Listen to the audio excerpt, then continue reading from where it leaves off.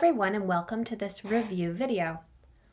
In this review, we will quickly go over all of the aspects of iCollaborate we have gone through in this tutorial series.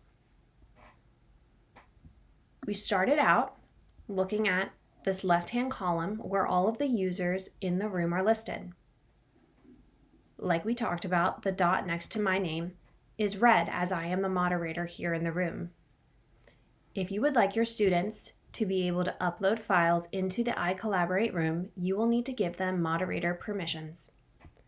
Here we have my video and microphone icons, as well as under files, we went through each of the file groupings, who can access them, as well as the refresh, the upload file, the add folder, and the trash icons. We went through the tabs, specifically action, and how to send an invitation to your student to attend an iCollaborate session. We went through the whiteboard features, as well as how to add a whiteboard, how to rename a whiteboard, and how to delete a whiteboard. Lastly, we went through the toolbar on the right-hand side, going through each icon and discussing how to use it in an iCollaborate session.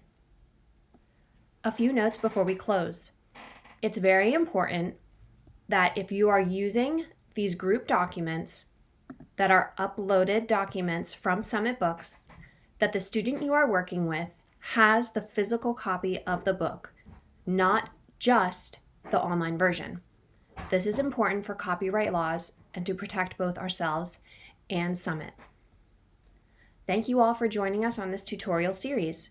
If you have any additional questions, don't hesitate to email us at office@aplustutoring.com or call 215-886-9188.